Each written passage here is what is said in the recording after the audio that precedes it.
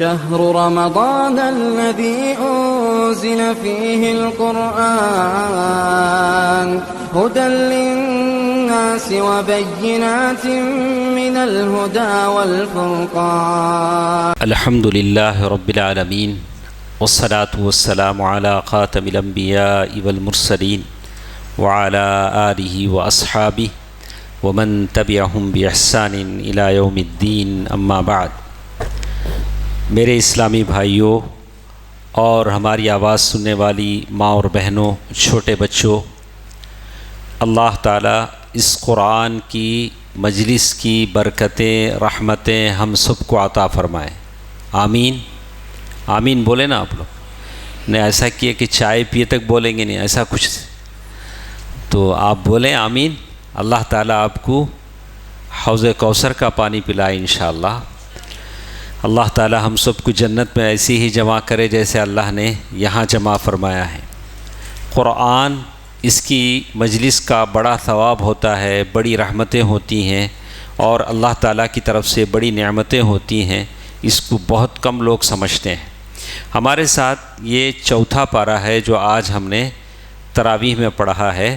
تو اس میں سورہ آل عمران کا اختتام بھی ہے، سورہ نساء کی ابتدا بھی ہے. سورہ نساء تک آج ہم نہیں لیں گے، صرف سورہ آل عمران کی کچھ باتیں ہم لوگ لیں گے. سورہ نساء میں احکام زیادہ ہیں، انشاءاللہ کل ہم اس کے بارے میں پڑھنے کی کوشش کرتے ہیں. چوتھا پارہ جب شروع ہوتا ہے تو اللہ تعالیٰ نے پھر وہی بات آپ سے کہی، لن تنالوا البر حتى تنفقوا مما تحبون. آپ لوگ نیکی یا جنت، بر کے معنی دونوں آتے ہیں، نیکی کہہ لیجئے یا جنت کہہ لیجئے، آپ پا نہیں سکتے ہیں جب تک کہ آپ اس چیز کو خرچ نہ کریں جس سے آپ بہت پیار کرتے ہیں. اللہ تعالیٰ نے قرآن مجید میں ارشاد فرمایا وَتُحِبُّونَ الْمَالَ حُبًّا جَمًّا. آپ لوگ مال سے بڑی محبت کرتے ہیں. مال کس کو نہیں چاہیے؟ اب اگر کوئی لا کے سوٹ کیس بھر پیسہ دے گا تو میں نہیں بولوں گا، کیا بولوں گا؟ اور ایک سوٹ کیس ہے کیا پوچھوں گا؟ انسان چاہے کتنا بڑا اللہ والا ہو، پیسے نہیں بولتا کیا؟ کون بولے گا؟ کوئی بھی نہیں بولے گا. وَتُحِبُّونَ الْمَالَ حُبًّا جَمًّا وَإِنَّهُ لِحُبِّ الْخَيْرِ لَشَدِيدٌ. اللہ نے قرآن میں بار بار کہا کہ انسان مال کا بھوکا ہے، انسان مال کو بڑا پسند کرتا ہے. اسی لیے مال کو مال کیوں کہا گیا؟ مال کو مال کیوں بولتے ہیں؟ النَّاسُ يَمِيلُونَ إِلَيْهِ. لوگ مال کی طرف مائل ہوتے ہیں. مائل ہوتے ہیں مطلب جھکتے ہیں. مال کی طرف کیا ہوتے ہیں؟ جھکتے. اب ایسا بیٹھے ہیں نہیں، کون تو بھی ذرا بڑا سوٹ بوٹ ڈال لے کو، بڑا مالدار آیا تو سب لوگ کیا کریں گے؟ جا کو مسافہ کریں گے. کیا بھائی کیسے ہی؟ ہم نہ کو نہیں پوچھتا نہیں، ذرا ہوں دکھا تو لوگ جا کو مسافہ کر کو. المال الناس یمیلون الیہ. مال وہ چیز ہے جس کی طرف لوگ کیا ہوتے ہیں؟ مائل ہوتے ہیں. لیکن مال ہمیشہ ساتھ نہیں دیتا ہے. کبھی مال کو چھوڑ کر آدمی چلا جاتا ہے، کبھی آدمی کو چھوڑ کر مال چلا جاتا ہے. اس میں اللہ تعالیٰ نے ہی بات کہی کہ جب تک آپ اس چیز کو خرچ نہیں کریں گے اللہ کی جنت نہیں پا سکیں گے. تو آدمی، مال، تو اس کے سبب نزول میں آپ نے کہا کہ آپ نے بارہا سنا ہوگا حضرت ابو طلحہ رضی اللہ عنہ، جن کا وہ باغیچہ تھا، کھجور کا باغیچہ تھا جو مسجد نبوی کے بالکل قریب پڑتا تھا. میٹھے میٹھے کھجور لگتے تھے. حضرت ابو طلحہ کو اس باغیچے سے بڑا پیار تھا جس کا نام بیرحا تھا. بیرحا تھا اور وہاں میٹھا میٹھا پانی ہوتا تھا. تو جب انہوں نے یہ آیت سنی تو کہا کہ اللہ کے نبی، وہ میرا جو باغیچہ ہے جو مجھے بڑا پیارا ہے، میں اسے اللہ کے راستے میں وقف کر دیتا ہوں. کیا کہا انہوں نے؟ اللہ کے راستے میں وقف کر دیتا ہوں. تو اللہ کے نبی صلی اللہ علیہ وسلم نے بھی کیا کہا؟ اچھا ایسی بات ہے تو ابو طلحہ ایسا کرو، میرے نام میں رجسٹری کر دو یا مجھے دے دو. اللہ کے نبی نے ایسا کہا ہوگا نہیں؟ آپ لوگ کیا سمجھتے ہیں؟ اللہ کے نبی نے کہا ہوگا جب صحابی کہہ رہے اچھا ایسی بات ہے تو چلو میں لے لیتا ہوں، مجھے ہدیہ کر دو، جیسے آج کل کے پیر فقیر بولتے ہیں. یہ اللہ کے نبی تھے صلی اللہ علیہ وآلہ وسلم. اللہ کے نبی صلی اللہ علیہ وسلم نے کیا کہا؟ ایسا کرو ابو طلحہ اپنے رشتہ داروں میں تقسیم کر دو. کیا کہا؟ اپنے رشتہ داروں میں تقسیم کر دو. قربان جائیے اللہ کے نبی پر صلی اللہ علیہ وسلم. ابو طلحہ نے اپنے رشتہ داروں میں تقسیم کر دیا. لن تنالوا البر حتى تنفقوا مما تحبون. اور جو کچھ تم خرچ کرتے ہو اللہ تعالیٰ جانتا ہے. ہم اپنا جیب کہاں سے لاتے ہیں؟ یہاں سے لاتے ہیں. جیب پیسے سینے سے لگا کے رکھتے ہیں, بڑے احتیاط سے رکھتے ہیں. جیب میں پھر ویلٹ رہتا, وہ لیدر ویلٹ میں پھر ڈال کو ہمیں احتیاط سے رکھتے. کہا کہ یہ پیسہ جب تک نہیں نکالو گے اللہ کی جنت حاصل کرنا مشکل ہے. اس کے بعد اللہ تعالیٰ نے اس میں آئندہ آیتوں میں اللہ تعالیٰ نے یہود کے کچھ جرائم کو بیان کیا, اور اللہ تعالیٰ نے کہا کل الطعام کان حلا لبنی اسرائیل الا ما حرم اسرائیل علی نفسه من قبل ان تنزل التوراۃ. مدینے میں جب مسلمان آئے تو یہودی اعتراض کرتے تھے کہ ارے تم لوگ مسلمان اپنے آپ کو کہتے ہو, اونٹ کا گوشت کھاتے ہو, اونٹ کا دودھ پیتے ہو, جبکہ ہماری شریعت میں حرام ہے. تو اللہ نے اس کا جواب دیا کہ میں نے اس کو حرام نہیں کیا تھا, بلکہ تمہارے جو پہلے نبی تھے اسرائیل, انہوں نے اسے حرام کر لیا تھا اپنے آپ پر, جب ان کو ایک بیماری ہو گئی تھی جسے عرق النسا کہتے ہیں, یعنی رگ کی ایک درد کی وجہ سے انہوں نے کہا کہ میں اونٹ کا گوشت نہیں کھاؤں گا. اللہ نے حرام نہیں کیا تھا, اللہ تعالیٰ نے اس کا جواب دیا. اس کے بعد اللہ سبحانہ و تعالیٰ نے یہاں فرمایا قل صدق اللہ فاتبعوا ملت ابراہیم حنیفا وما کان من المشرکین ان اول بیت وضع للناس للذی ببکۃ مبارکا وہدی للعالمین. اللہ تعالیٰ نے فرمایا کہ دنیا میں سب سے پہلا گھر کعبۃ اللہ ہے. پہلا وہ گھر خدا کا, جو پہلا گھر اللہ تعالیٰ کا ہے وہ کعبۃ اللہ ہے, جو سب سے پہلے بنایا گیا.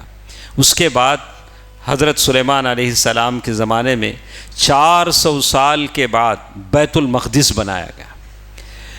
تو اللہ تعالیٰ نے, یہودیوں نے اعتراض کیا کہ اگر آپ نے پہلے ادھر پڑھ کے نماز پڑھتے تھے بیت المقدس کی طرف, اچانک اپنے قبلہ بدل لیا, آپ کعبۃ اللہ کی طرف نماز پڑھنے لگے. تو اللہ نے جواب دیا کہ پہلا قبلہ تو کعبۃ اللہ ہی تھا. اللہ نے پھر اس کی نشانیاں بتلائیں. فیہ آیات بینات مقام ابراہیم. کعبۃ اللہ میں بہت ساری نشانیاں ہیں. مقام ابراہیم ہیں جہاں ہم 2 رکعت نماز پڑھتے ہیں, نہیں عمرے پہ جاتے ہیں, حج پہ جاتے ہیں تو 2 رکعت نماز پڑھتے ہیں. ومن دخلہ کان آمنا. یہ کعبۃ اللہ ہے جس میں جو بھی داخل ہو جاتا ہے وہ امن میں ہو جاتا ہے. آدمی اپنے باپ کے قاتل کو بھی کعبۃ اللہ میں دیکھتا تو بدلہ نہیں لیتا جب تک کہ وہ کعبۃ اللہ سے باہر نہیں نکل جاتا. ومن دخلہ کان آمنا وللہ علی الناس حج البیت من استطاع الیہ سبیلا.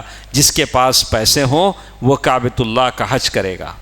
یہ کعبۃ اللہ ہے جہاں کا زمزم لوگ بڑے تبرک سے پیتے ہیں, نہیں جسے اپنے گھروں میں لاتے ہیں, اور جس کے لیے اللہ کے نبی صلی اللہ علیہ وسلم نے فرمایا کہ اس کا پانی شفا بھی ہے, بیماریوں کا علاج بھی ہے. وہ ماء زمزم ہے, زمزم کا پانی ہے, بیماری کا علاج بھی ہے, شفا بھی ہے. جس نیت سے آدمی زمزم کا پانی پیتا ہے اللہ تعالیٰ اس کی نیت پوری کرتے ہیں. اس کے بعد اللہ تعالیٰ نے ایک اور بات یہاں فرمائی ہے, یا ایھا الذین آمنوا اتقوا اللہ حق تقاتی.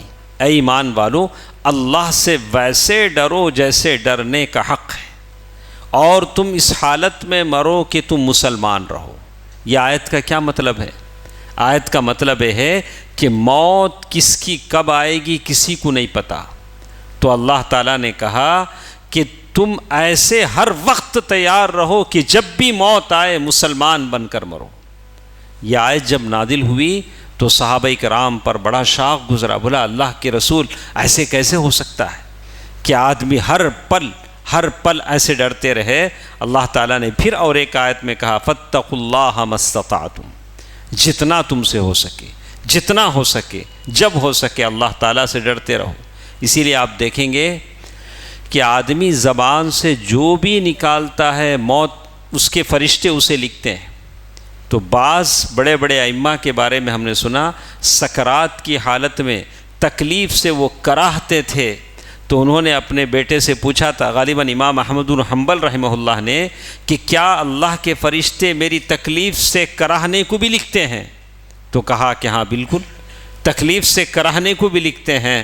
تو امام شافعی رحمہ اللہ کے تعلق سے آتا ہے کہ موت تک صرف ان کی زبان پر کلمہ ہی رہا، لا الہ الا اللہ کہتے رہے، لا الہ الا اللہ، اس لیے کہ لا الہ الا اللہ بہت بڑی دعا ہے نہیں؟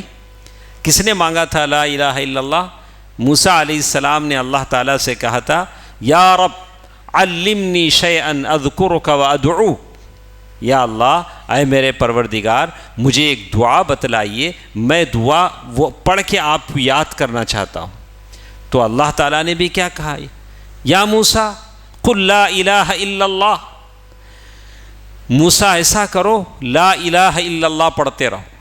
تو موسیٰ علیہ السلام نے کہا، یا رب کل الناس، یا اللہ سارے لوگ تو یہ دعا پڑھتے ہیں، میرے لیے اس میں اسپیشل کیا ہے؟ میں چاہتا ہوں آپ ایسی دعا مجھے بتائیں جیسے دوسرے لوگ نہیں پڑھتے ہیں۔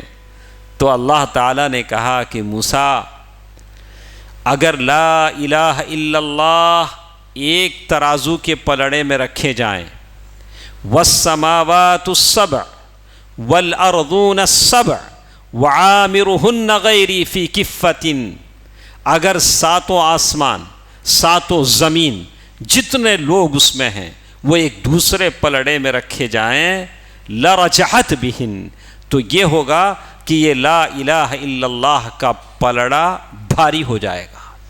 دیکھا آپ نے کتنی بڑی عظیم دعا ہے، لا الہ الا اللہ، آپ اٹھتے بیٹھتے جاتے چلتے کہتے رہیں لا الہ الا اللہ۔ شاید میں نے عربوں کو دیکھا ہے کہ عرب ہمیشہ یہی بولیں گے لا الہ الا اللہ، جیسے یہاں کے خبر پرست لوگ بولتے نہیں یا غوث یا علی، اٹھے تو یا علی بیٹھے تو یا غوث، دوسری بات ان کی زبان سے نکلتی، یہی تو شرک ہے۔ کتنا فرق ہے توحید پرستوں میں مشرکوں میں۔ توحید پرست لا الہ الا اللہ کہتا ہے، آپ لا الہ الا اللہ کہیں۔ پھر اللہ تبارک و تعالیٰ نے لوگوں میں تفرقہ بازی سے منع کیا، بولا کہ قرآن کو مضبوطی کے ساتھ پکڑ لو، اور ساتھ ساتھ اللہ تعالیٰ نے یہ بھی بتایا وَلْتَكُمْ مِنْكُمْ أُمَّةٌ يَدْعُونَ إِلَى الْخَيْرِ يَأْمُرُونَ بِالْمَعْرُوفِ وَيَأْمُرُونَ بِالْمَعْرُوفِ وَيَنْهَوْنَ عَنِ الْمُنْكَرِ، تم لوگوں میں ایک گروپ ایسا ہونا چاہیے جو لوگوں کو نیکی کا حکم دے، برائی سے روکے۔ یہ ایک دعویٰ ٹیم ہونی چاہیے، اصلاح کی ٹیم ہونی چاہیے۔ جب تک یہ ٹیم ہے اللہ کا عذاب نہیں آئے گا۔ جس دن آپ یہ سوچیں گے ارے کیا تو بھی کر لیں دو نا، ہم نہ کہیں کو، ہمارا گھر ہے نہیں، دکان ہے نہیں، جیب میں پیسے ہے نہیں، قبرستان ہے نہیں، بس زندہ رہے تو یہاں زندہ رہیں گے، مرے تو وہاں جا کو مریں گے، بس کون کیا تو بھی کر لے کو جان دے، ہم نہ کہیں کو، ایسا لوگ سوچتے سو، بولا کہ ایسا نہیں ہونا چاہیے۔ وَلْتَكُمْ مِنْكُمْ، تم لوگوں میں ایک ٹیم ایسی ہونی چاہیے، اگر کسی کو غلط کرتا دیکھے تو اسے پیار سے روکیں، بھائی ایسا نہیں کرنا، یہ غلط عادتیں۔ کسی شرابی کو دیکھو، کسی زانی کو دیکھو، کسی سود خور کو دیکھو تو اسے منع کرنے کی کوشش کرو، یہی ہے انبیاء کا کام۔ انبیاء اسی کام کو کرتے تھے۔ کسی کو ہدایت سے دور ہے، کوئی ہدایت پر نہیں ہے تو اسے دین کے بارے میں اسے سمجھاؤ۔ اللہ تعالیٰ نے یہی بات کہا کہ وَلْتَكُمْ مِنْكُمْ أُمَّةٌ يَدْعُونَ إِلَى الْخَيْرِ وَيَأْمُرُونَ بِالْمَعْرُوفِ وَيَنْهَوْنَ عَنِ الْمُنْكَرِ وَأُولَٰئِكَ هُمُ الْمُفْلِحُونَ۔ اس کی بعد کی آیتوں میں اللہ تبارک و تعالیٰ نے امر بالمعروف ونہی عن المنکر کے فریضے کے بعد اللہ سبحانہ و تعالیٰ نے فرقہ بندی سے منع کیا، اور اس کے بعد اللہ تعالیٰ نے جنگ احد اور جنگ بدر کا ذکر کیا، جیسے اللہ تعالیٰ فرماتے ہیں وَإِذْ غَدَوْتَ مِنْ أَهْلِكَ تُبَوِّئُ الْمُؤْمِنِينَ مَقَاعِدَ لِلْقِتَالِ وَاللَّهُ سَمِيعٌ عَلِيمٌ۔ اللہ تعالیٰ نے جنگوں کی ساری حالات بیان کی۔ دو جنگیں بڑی جنگیں ہوئیں، جنگ بدر اور جنگ احد۔ آپ ان جنگوں کے بارے میں جانتے ہیں کہ سن 2 ہجری میں مسلمانوں نے قریش سے جنگ کی، اللہ تعالیٰ نے مسلمانوں کو فتح یابی نصیب فرمائی، کافروں کے 70 آدمی قتل کیے گئے، 70 آدمی مارے گئے، اور 70 آدمی قید کیے گئے اور مسلمانوں کو بہت سارا مال غنیمت ملا. تو کافروں نے، ابو سفیان نے اس جنگ میں، ابو جہل مارا گیا تھا، تو ابو سفیان نے قیادت سنبھالی اور کہا کہ ہم اس جنگ کا بدلہ لیں گے. تو نیکسٹ ایئر انہوں نے کیا کیا، یہ قافلے کا سارا منافع، سارا پروفٹ اس پر لگا دیا کہ ہم مسلمانوں سے جنگ کریں گے، گزشتہ سال کے جنگ کا بدلہ لیں گے. تو بڑی تعداد میں مکے سے نکلے. یہ احد کی جنگ تھی جو مسلمانوں کے بیچ میں ہوئی، اور اللہ کے نبی صلی اللہ علیہ وسلم نے صحابہ کرام سے مشورہ کیا کہ مشورہ دو کہ ہم کو مدینے میں رہ کر لڑنا ہے، جنگ لڑنا ہے، یا مدینے سے باہر نکلنا ہے. تو جو صحابہ گزشتہ سال جنگ میں شریک نہیں تھے، نوجوان صحابہ تھے، سب نے کہا کہ اللہ کے نبی صلی اللہ علیہ وسلم ہم مکے سے باہر مدینے سے باہر جنگ لڑیں گے. اللہ کے نبی صلی اللہ علیہ وسلم گھر میں داخل ہوئے، ہتھیار جنگ کا ڈریس پہنا، باہر نکلے. تو صحابہ کو لگا کہ شاید ہم نے اللہ کے نبی صلی اللہ علیہ وسلم کو ناراض کر دیا. کچھ صحابہ نے کہا اللہ کے نبی اگر آپ کی مرضی یہی ہے کہ ہم مدینے میں رہ کر ہی جنگ کریں تو ہم آپ کی مرضی کے اس پر آتے ہیں. اللہ کے نبی صلی اللہ علیہ وسلم نے فرمایا کہ نبی ایک مرتبہ جنگ کا ہتھیار پہن لیتا ہے تو اس کے لیے جائز نہیں کہ وہ اسے نکالے. چلو ہم باہر نکل کر لڑتے ہیں. تو اللہ کے نبی صلی اللہ علیہ وسلم باہر نکلے. 1000 آدمی ساتھ تھے، 1000 آدمی ساتھ تھے. تھوڑی دیر چلنے کے بعد منافقوں کا سردار عبداللہ بن ابی، اس نے کیا کیا، اپنے 300 آدمیوں کو لے کر ریٹرن آ گیا. بولا کہ آپ ہماری بات نہیں مانے، ہم نے کہا تھا کہ مدینے ہی میں رہ کے جنگ کریں گے، آپ مدینے سے ہم کو باہر نکال لائے، ہم مرنا نہیں چاہتے ہیں، ہم واپس جاتے ہیں. تو 300 آدمیوں کو لے کر واپس چلا گیا. اب مسلمانوں کے اندر تھوڑا ہمتوں میں تھوڑا کمی آنے لگی. تو اللہ تعالیٰ نے اسی کا ذکر کیا کہ کیسے کیسے اللہ تعالیٰ نے مسلمانوں کی ہمت باندھی، مسلمانوں کو آیات کے ذریعے سے ہمت دلایا. اور اللہ کے نبی صلی اللہ علیہ وسلم تھے، بذات خود فوج کے جرنیل تھے اور مسلمانوں کو صبر اور حوصلہ دے رہے تھے. تو یہ جنگ احد تھی جو احد پہاڑ کے دامن میں ہوئی، جو آج بھی جب عمرے کے لیے آپ جاتے ہیں تو احد پہاڑ کو دیکھتے ہیں، اس کے نیچے شہدائے احد قبرستان موجود ہے جہاں بڑے بڑے صحابہ شہید ہوئے ہیں. تو اللہ کے نبی صلی اللہ علیہ وسلم نے عبداللہ بن جبیر رضی اللہ تعالی عنہ کو ایک 40 صحابہ کے ایک فوجی دستے کے ساتھ ایک جگہ ٹھہرا کیا. بولا کہ آپ یہاں ٹھہرے رہیں، ادھر سے دشمن کے آنے کا خطرہ ہے، آپ یہاں ٹھہرے رہیں. کب تک ٹھہرے رہیں؟ جب اگر آپ لوگ دیکھو کہ ہم جیت گئے ہیں تب بھی آپ لوگ یہاں سے نہیں ہٹنا. اگر دیکھو کہ ہم ہار گئے ہیں، ہمارے لاشوں کو کوے اور پرندے کھا رہے ہیں، تب بھی یہ جگہ نہیں چھوڑنا. لیکن اللہ کا کرنا ایسا ہوا، جب وہ 40 لوگ جو عبداللہ بن جبیر رضی اللہ تعالی عنہ کی قیادت میں تھے، دیکھا کہ مسلمان جیت گئے ہیں اور کافروں مشرکوں کی عورتیں اپنے کپڑوں کو سمیٹے بھاگ رہی ہیں، تو انہوں نے کہا کہ اب وقت ہے کہ ہم جا کر مال غنیمت بٹوریں، یہاں کھڑے ہونے سے کیا فائدہ. تو وہ 40 آدمیوں نے اپنا مورچہ چھوڑا جو بڑے تیر انداز تھے. اللہ کے نبی صلی اللہ علیہ وسلم نے ان کو وہاں ٹھہرا کیا تھا. تو ادھر سے حضرت خالد بن الولید رضی اللہ عنہ جو ابھی مسلمان نہیں ہوئے تھے، انہوں نے ادھر سے پیچھے سے مسلمانوں کے حملہ کیا. تو مسلمان دونوں مشرکوں کے لشکروں کے بیچ میں پھنس گئے، پیچھے سے بھی کافر، سامنے سے بھی کافر. تو یہ اللہ کے نبی صلی اللہ علیہ وسلم کی بات نہ ماننے کا نتیجہ تھا. اور حالت ایسی تھی کہ کچھ سجھائی نہیں دیتا تھا اور بالکل گرد و غبار تھا، اور مسلمان آپس میں ایک دوسرے کو قتل کر رہے تھے، سمجھ میں نہیں آتا تھا کون کدھر بھاگ رہا ہے. دیکھا آپ نے، اللہ کے نبی صلی اللہ علیہ وسلم کی بات کی مخالفت ہوتی ہے تو اس کا انجام کیا ہوتا ہے. عبداللہ بن قمعہ ایک مشرک، اس نے حضرت مصعب ابن عمیر رضی اللہ تعالی عنہ کو قتل کیا، جو مدینے میں سب سے پہلے مبلغ تھے، اور جیسے ہی قتل کیا تو وہ دکھنے میں اللہ کے نبی صلی اللہ علیہ وسلم جیسے لگتے تھے، تو اس نے فوراً ندا لگائی، آواز لگائی کہ میں نے محمد کو قتل کر دیا۔ اس نے آواز لگائی کہ میں نے محمد کو قتل کر دیا، حالانکہ بات غلط تھی صلی اللہ علیہ وسلم۔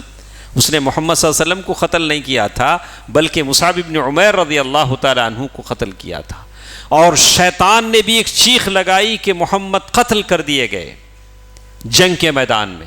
جنگ کے میدان میں رومرز یہ افواہیں بہت کام کرتی ہیں۔ جیسے ہی آواز بلند ہوئی، صحابہ کرام کی ہمتیں ٹوٹ گئیں۔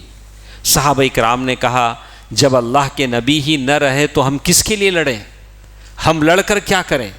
صحابہ کرام بھاگنے لگے، ہتھیار پھینک کر بھاگنے لگے۔ تو انس ابن مالک رضی اللہ تعالیٰ عنہ کے جو ماموں تھے، انہوں نے کہا کہ صحابہ، اے میرے دوستو، اے میرے ساتھیوں، کہاں بھاگ رہے ہو؟ اگر اللہ کے نبی نے جان دے دی ہے تو اس دین کے لیے تم بھی جان دے دو جس کے لیے اللہ کے نبی شہید ہوئے ہیں۔ میں اللہ تعالیٰ کے پاس براعت کرتا ہوں اور میں لڑتا رہوں گا جب تک کہ میں شہید نہ ہو جاؤں۔ انس ابن النضر رضی اللہ عنہ دشمنوں کی فوج میں گھس گئے، لڑتے رہے یہاں تک کہ شہید ہو گئے۔ اسی لیے ان کی بہن نے کہا کہ لاش پر اتنے زخم تھے، انگلی کو دیکھ کر ہم نے پہچانا کہ یہ لاش انس ابن النضر کی ہے رضی اللہ عنہ۔ یہ احد کا میدان تھا، یہ احد کا کارزار میدان تھا، جہاں ہر طرف گرد اڑ رہی تھی، صرف ایک غلطی کا نتیجہ تھا۔ اللہ کے نبی صلی اللہ علیہ وسلم نے صحابہ سے کہا تھا کہ یہاں ٹھہرے رہو، جو 40 آدمی تھے، لیکن انہوں نے جب دیکھا کہ مسلمان جیت گئے ہیں تو اللہ کے نبی صلی اللہ علیہ وسلم کی مخالفت کی، اور اللہ کے نبی صلی اللہ علیہ وسلم کے ساتھ اس وقت صرف 12 صحابہ تھے۔ کتنے؟ 700 میں سے کتنے تھے؟ 12۔ اور سارے لوگ کون کدھر بھاگ رہے ہیں کسی کا یہ نہیں تھا، اور اللہ کے نبی صلی اللہ علیہ وسلم کا سر زخمی تھا، چہرے سے خون ٹپک رہا تھا، اور علی رضی اللہ تعالی عنہ ڈھال میں پانی لے کر آتے تھے۔ آپ کی بیٹی فاطمہ الزہرا رضی اللہ تعالی عنہا، اللہ کے نبی اپنے ابا کا چہرہ خون سے دھو رہی ہیں اور حسیر جلا کر حسیر کے راکھ کو زخموں میں بھر رہی ہیں۔ یہ کون ہیں؟ سیدہ شباب اہل الجنہ، جنت کے عورتوں کی سردار کی ماں فاطمہ الزہرا رضی اللہ تعالی عنہا، اللہ کے نبی کی وہ پیاری بیٹی جس کے تعلق سے اللہ کے نبی نے کہا فاطمہ بضعۃ منی، فاطمہ میرے دل کا ٹکڑا ہے۔ کیا کہا؟ فاطمہ میرے دل کا ٹکڑا ہے، میرے جسم کا ٹکڑا ہے۔ اگر فاطمہ کو کوئی تکلیف دیتا ہے تو مجھے تکلیف دیتا ہے۔ بیٹی سے اتنا پیار اللہ کے نبی کو تھا کہ وہ جب آتی تو اپنی جگہ سے اٹھ جاتے، اپنی جگہ حضرت فاطمہ کو بٹھاتے۔ مشیت رسول اللہ صلی اللہ علیہ وسلم، حضرت فاطمہ الزہرا ویسے چلتی تھی جیسے ابا چلتے تھے، ان کے اندر وہ چیزیں تھیں۔ تو یہ اللہ کے نبی اپنے ابا کا چہرہ دھو رہی ہیں، رو رہی ہیں، اور ایسا افراتفری کا عالم ہے۔ ایسے ماحول میں ابو سفیان جو مشرکوں کا، وہ ابھی مسلمان نہیں ہوئے ہیں، مشرکوں کے فوج کے جرنیل ہیں، وہ آ کر کہتے ہیں سارے مسلمان ادھر موجود ہیں، جنگ ابھی ابھی ٹھنڈی پڑ رہی ہے، مسلمانوں میں کئی لوگ شہید ہو چکے ہیں، کون کس کو مار رہا ہے نہیں پتہ ہے، یہاں تک کہ مسلمانوں نے اپنے ہی مسلمان صحابی کو مار دیا، جبکہ ان کے بیٹے کہہ رہے ہیں کہ میرے ابا ہیں، لیکن معلوم نہیں ہو پا رہا ہے۔ تو ابو سفیان نے آ کر کہا افیکم ابن ابو قحافہ، مسلمانوں کیا تمہارے اندر ابو بکر قحافہ کا بیٹا ابو بکر زندہ ہے؟ تو اللہ کے نبی صلی اللہ علیہ وسلم سے صحابہ نے کہا کہ اللہ کے نبی کیا ہم جواب دیں ابو سفیان کا؟ بولا کہ نہیں خاموش ہو، خاموش ہو، اس لیے کہ پہچان نہیں پا رہے تھے، دھول اڑ رہی تھی اور چہرے خون سے تر تھے، چہرے بھی پہچان نہیں پا رہے تھے، کون ہے معلوم نہیں ہو رہا تھا۔ تو ابو سفیان نے پھر پوچھا کیا تمہارے اندر عمر زندہ ہیں؟ تو پھر بھی جواب نہیں ملا۔ کیا تمہارے اندر محمد زندہ ہیں؟ پھر بھی جواب نہیں دیے۔ تو پھر ابو سفیان نے آواز لگائی اعلو حبل۔ اعلو حبل کے معنی جیسے آج کل وہ لوگ چیختے نہیں جب ایسا بولو بول کے مسلمانوں کو مارتے نہیں، ویسے حبل کی جے ہو۔ وہ زمانے کا بت تھا جسے حبل بولتے تھے، حبل کی جے ہو۔ تب حضرت عمر کو غصہ آیا۔ حضرت عمر نے کہا اللہ کے نبی اب میرے سے نہیں رہا جاتا۔ اب حضرت عمر رضی اللہ تعالیٰ عنہ نے کہا اللہ اعلی و اجل۔ ارے تم حبل کی جے بولتے ہو، حبل نہیں ہے، اللہ ہے جو بہت اعلی و اجل ہے۔ تو پھر ابو سفیان نے کہا لنا العزى ولا عزى لكم، لنا العزى ولا عزى لكم، ہمارے لیے عزا ایک دیوی ہے جو تمہارے لیے نہیں ہے، مسلمانوں کے لیے نہیں ہے۔ تو پھر انہوں نے جواب دیا لنا مولانا ولا مولا لکم، کیسی بات کرتے ہو، ہمارے لیے اللہ ہے تمہارے لیے اللہ نہیں ہے۔ پھر حضرت عمر نے کہا اے بدبخت، جن تینوں کے نام تو نے لیے ہیں وہ تینوں زندہ ہیں، تیرا انجام بڑا خراب ہوگا، ہم تجھے تیرے انجام تک پہنچائیں گے۔ حضرت عمر رضی اللہ تعالیٰ عنہ نے جواب دیا جنگ کی حالت میں، جب جنگ کا یہ عجیب یہ ہے تو اللہ تعالیٰ نے آیات میں اسی کا ذکر کیا، ساری باتوں کا ذکر کیا، کیسے کیسے جنگ ہوئی۔ اللہ کے نبی صلی اللہ علیہ وسلم لوہے کی جو ٹوپی پہنتے ہیں، دونوں دانت یہاں اتر گئے ہیں، اور اللہ کے نبی صلی اللہ علیہ وسلم کے سامنے کے دانت اور یہاں لوہے کے میخ اتر گئے ہیں، اور جن صحابی نے نکالنے کی کوشش کی ان کے دانت نکل گئے۔ آپ اندازہ لگائیے کہ وہ میخ کتنے دھسے ہوں گے کہ نکالنے کی کوشش میں جن کے دانت ہی نکل گئے۔ اللہ کے نبی صلی اللہ علیہ وسلم نے کہا کیف یفلح قوم شجوا رأس نبیہم، وہ قوم کیسے فلاح پا سکتی ہے جس نے نبی کا سر زخمی کر دیا، نبی کا چہرہ زخمی کر دیا۔ یہ جنگی احد کی ساری باتیں اللہ تعالیٰ نے اس آیت میں، یہ ساری آیتوں میں بتلایا ہے۔ اور اس کے بعد بیچ بیچ میں کچھ باتیں اللہ تعالیٰ نے کہا ان یمسسکم قرح، اللہ نے تسلی کے لیے کہا کہ اگر تم کو زخم لگے ہیں، اگر تم کو تکلیف ہوئی ہے، فقد مس القوم قرح مثلہ، تم نے بھی بدر کی جنگ میں ان کو بھی زخم دیا ہے، احد کی جنگ میں تم زخم کھائے ہو تو بدر کی جنگ میں تم نے زخم دیا ہے۔ وَتِلْكَ الْأَيَّامُ نُدَاوِلُهَا بَيْنَ النَّاسِ، ایسے ہی حالتیں بدلتے رہتی ہیں۔ تو اس وقت بھی ابو سفیان نے حضرت عمر کو جواب دیا جنگ تو ڈول کی طرح ہے، کبھی ڈول میں پانی آتا ہے، کبھی ڈول میں پانی نہیں آتا۔ اس کے بعد ابو سفیان وہاں سے نکل گیا، اور سارے صحابہ ان کے ساتھ جو تھے وہ بھی سارے صحابہ اپنے لاشوں کے ساتھ، اور جاتے جاتے ابو سفیان نے کہا کہ تمہارے کچھ میتوں کو پاؤ گے کہ ان کے کان اور ناک کاٹ دیے گئے ہیں، اس کا حکم میں نے نہیں دیا تھا۔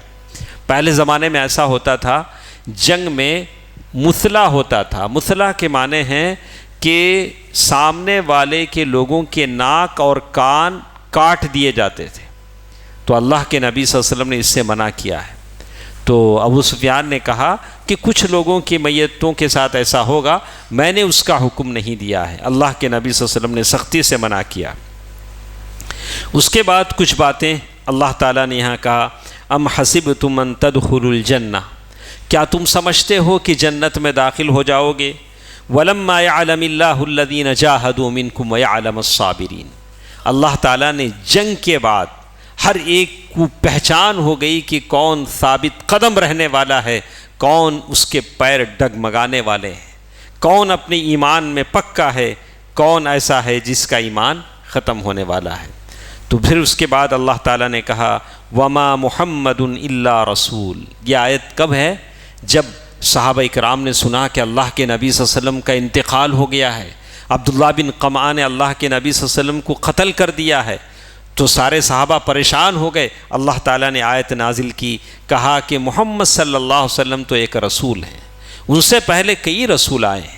قد خلت من قبلہ الرسل افإن مات او قتل انقلبتم, اگر محمد صلی اللہ علیہ وسلم مر جائیں, انتقال کر جائیں یا قتل کر دیے جائیں تو کیا تم پھر اپنے پیچھے مڑ جاؤ گے؟ ایسا تو نہیں ہونا چاہیے. وَمَن يَنْقَلِبْ عَلَىٰ عَقِبَيْهِ فَلَن يَضُرَّ اللَّهَ شَيْئًا, اور جو بھی ایسا کرے گا اس نے اللہ تعالیٰ کو کوئی نقصان نہیں پہنچایا. اس کے بعد کچھ باتیں ہمارے ساتھ اور بھی تھیں, جیسے اس میں کہا گیا کہ سود کی حرمت بیان کی گئی, پھر وہی بات بتائی گئی کہ سود وڈی کل کے درس میں بھی ہمارے ساتھ تھی. تو میں آپ سے کہتا ہوں ابھی رمضان کا موقع ہے, یہاں سے اٹھنے سے پہلے چاہے آپ کرنٹ اکاؤنٹ رکھتے ہیں تو کوئی مسئلہ نہیں, لیکن اکثر ہم جتنے بھی ہمارے پاس سیونگ اکاؤنٹ ہی ہوتا ہے, نہیں آپ کے پاس, ہم میں سے کوئی ایسا اللہ کا ولی نہیں ہے جس کا کوئی بینک اکاؤنٹ نہیں ہو, ہے کیا؟ ایسے بھی ایسے اللہ کے ولیاں کو تم ہیں تو ہے ماشاء اللہ. تو ماشاء اللہ ایسا ہو سکتا ہے ایک آدھ دو تین جن کے پاس کوئی بینک اکاؤنٹ نہ ہو, لیکن اکثر اوورال ایسا ہوتا ہے کہ لوگوں کے پاس بینک اکاؤنٹ ہوتے ہیں جن میں انٹرسٹ آتا ہے. نہیں تو آپ ایسا کریں کہ سود بہرحال سود ہوتا ہے, چاہے وہ 100 روپے آپ کے اکاؤنٹ میں ایڈ ہوتے ہوں یا 200 ایڈ ہوتے ہوں, لیکن سود تو بہرحال سود ہے. پیشاب کا ایک خطرہ بھی اگر کسی کے منہ میں ہم ڈراپ پے کر دیں تو راضی ہو جائے گا, چلو ایک خطرہ نہ پی لیں گے. تو بہرحال گندگی ہوتی ہے, چاہے وہ ایک قطرہ ہو یا 1 لیٹر ہو, تو اس کو آپ اپنے سے اندر سے نکالیں, چاہے وہ اپنے اس کی صفائی کر لیں تاکہ اللہ تعالیٰ اس سے ہم تمام کو بچائے رکھے. اس کے بعد اللہ تعالیٰ نے آگے آیتوں میں اللہ تعالیٰ نے توبہ کی فضیلتیں بیان کی. اللہ تعالیٰ نے اس جنگ کی حالات کے بعد کچھ چیزیں یہاں اللہ تعالیٰ نے بیان کی, کہا کہ جنت کی قدر و قیمت کیا ہوتی ہے, اور توبہ کی فضیلت اللہ تعالیٰ نے بیان کی. انما التوبۃ علی اللہ للذین, انہیں کچھ آیتیں ہمارے ساتھ ہیں. ولا يحسبن الذین یبخلون بما آتاہم اللہ من فضلہ. اس کے بعد اللہ تعالیٰ نے بتایا کل نفس ذائقۃ الموت, ہر نفس کو موت کا مزہ چکھنا ہے. ذائقۃ الموت وَإِنَّمَا تُوَفَّوْنَ أُجُورَكُمْ يَوْمَ الْقِيَامَةِ, تمہیں پورا اجر ملے گا قیامت کے دن ملے گا. وَإِنَّمَا تُوَفَّوْنَ أُجُورَكُمْ يَوْمَ الْقِيَامَةِ فَمَنْ زُحْزِحَ عَنِ النَّارِ, جو شخص جہنم سے بچا لیا جائے. وَمَنْ زُحْزِحَ عَنِ النَّارِ وَأُدْخِلَ الْجَنَّةَ فَقَدْ فَازَ, وہی آدمی کامیاب ہونے والا ہے. وَمَا الْحَيَاةُ الدُّنْيَا إِلَّا مَتَاعُ الْغُرُورِ, دنیا تو بس دھوکے کی پوٹلی ہے, دنیا بس دھوکے کی پوٹلی ہے. پھر اللہ تعالیٰ نے کہا لَتُبْلَوُنَّ فِي أَمْوَالِكُمْ وَأَنفُسِكُمْ, تم لوگ ضرور آزمائے جاؤ گے تمہارے مالوں میں تمہارے جانوں میں. اللہ تعالیٰ تم کو ضرور آزمائے گا جیسے اللہ تعالیٰ نے کہا ہے. یہاں کچھ اور باتیں اللہ تعالیٰ نے فرمائی ہیں جو مجھے آپ کے سامنے کہنا تھا کہ اللہ تعالیٰ نے احد کی دن کی باتیں ذکر کرنے کے بعد سورۃ آل عمران کا یہ آخری رکوع ہے جو اللہ کے نبی صلی اللہ علیہ وسلم رات میں اٹھ کر پڑھتے تھے. رات کو جب نیند سے اڑ جاتے تھے تو اللہ کے نبی صلی اللہ علیہ وسلم یہ آخری رکوع پڑھتے تھے. تو چلیے ہم صرف اس کا ترجمہ سنتے ہیں کہ آخری اس رکوع میں کیا ہے جو اللہ کے نبی صلی اللہ علیہ وسلم رات کو جب نیند سے بیدار ہو جاتے تو پڑھتے تھے. ان فی خلق السماوات والارض واختلاف اللیل والنہار لآیات لأولی الالباب. ان فی خلق السماوات, آسمان اور زمینوں کی تخلیق, یہ دن کا رات اور جانا اور آنا, یہ عقل مندوں کی اس میں بہت ساری نشانیاں ہیں. یہ جو کچھ ہوتا ہے, الذین یذکرون اللہ, جو لوگ اللہ کو یاد کرتے ہیں, قیاما وقعودا, رات میں کھڑے ہو کر, بیٹھ کر, رات میں بستروں پر سوتے ہوئے, وَيَتَفَكَّرُونَ فِي خَلْقِ السَّمَاوَاتِ وَالْأَرْضِ, آسمان و زمین کے بارے میں غور و فکر کرتے ہیں. رَبَّنَا مَا خَلَقْتَ هَذَا بَاطِلًا, یہ لوگ کہتے ہیں اے ہمارے رب یہ چیزیں تو نے بیکار نہیں پیدا کی، بیکار نہیں پیدا کی ہیں، سبحانک اے اللہ تو بڑا پاک ہے، بڑا پاک ہے، فقنا عذاب النار یا اللہ جہنم کے عذاب سے ہمیں بچا دے۔ اللہ کے نبی صلی اللہ علیہ وسلم رات میں جب اٹھتے تو یہ آیتیں پڑھتے تھے، سورہ آل عمران کا آخری رکوع۔ آگے کیا ہے؟ ربنا انک من تدخل النار، یا اللہ اے ہمارے رب جس کو تو جہنم میں داخل کر دے تو نے اسے ذلیل کر دیا۔ مجھے بھی کبھی ڈر لگتا ہے، آپ کو بھی ڈر لگتا ہوگا کہ ہماری بیوی ہم کو کتنا اللہ والا سمجھتی نہیں؟ مجھے تو جو شیخ بولتی ہیں، آپ کو بھی بہت بولتی رہیں گی نہیں؟ آپ کو میرے نوشو کتنے اللہ والے۔ کل حشر کے دن ہمارا پول کھل گیا تو ہمارے جورو بچے کیا بولیں گے؟ آہا شیخ صاحب کیا سمجھتے تھے ہمیں تم نا، ہاں ذرا یاد کیجئے۔ اسی لیے گناہوں سے استغفار کیجئے، یا اللہ ہماری جو بھی خطائیں ہیں اس دنیا میں معاف فرما دے، کل حشر کے میدان میں میرے چاہنے والے یہ ان کے سامنے میں ذلیل نہ ہو جاؤں۔ یہ چاہنے والے کہا ہم کیا سمجھ رہے تھے، انہوں کیسے نکلے؟ تو اسی لیے قرآن نے کہا جس دن بھید ظاہر ہوں گے عورتوں کے مردوں کے، کتنے اللہ والے ایسے ہوں گے جو اپنی بیوی کو اللہ کی ولیہ سمجھتے ہوں گے۔ حشر میں معلوم ہوگا کہ کون کتنا نیک ہے، کون سی بندی کتنی نیک ہے، کون سا بندہ کتنا نیک ہے۔ اسی لیے اللہ سے رمضان کا موقع ہے، اللہ سے اپنے لیے بھی دعا کریں، میرے لیے بھی دعا کریں کہ ہماری جو خطائیں ہیں اللہ تعالی ہماری یہاں معاف کر دے۔ ربنا اننا سمعنا منادیا ینادی للایمان ان آمنوا بربکم فآمنا ربنا فاغفر لنا، اے ہمارے رب ہماری بخشش فرما دے، ہمارے گناہوں کو معاف فرما دے، وکفر عنا سیئاتنا، یا اللہ ہماری جو برائیاں ہیں اس سے مٹا دے، وتوفنا مع الابرار، اے ہمارے رب ہمیں نیکوں کے ساتھ ہمیں وفات دے، اچھے لوگوں کے ساتھ ہمیں وفات دے۔ یہ ساری دعائیں ہیں۔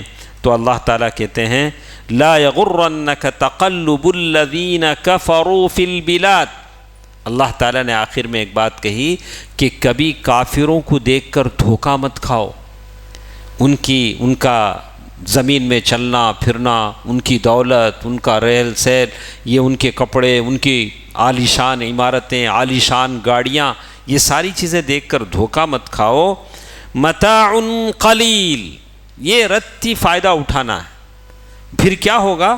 ثم مأواہم جہنم، پھر ان کا ٹھکانہ جہنم ہے، پھر ان کا ٹھکانہ جہنم ہے، وبئس المہاد، یہ بہت برا ٹھکانہ ہے۔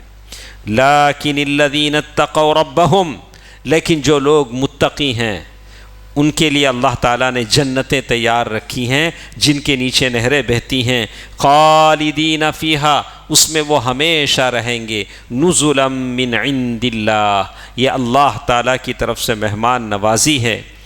پھر اللہ تعالیٰ نے آخری آیت جو سورۃ آل عمران کی ہے وہ آیت پڑھ کر ہم ختم کر لیتے ہیں، ایک چھوٹی سی آیت، کتنی باتیں اللہ نے اس میں بتائیں۔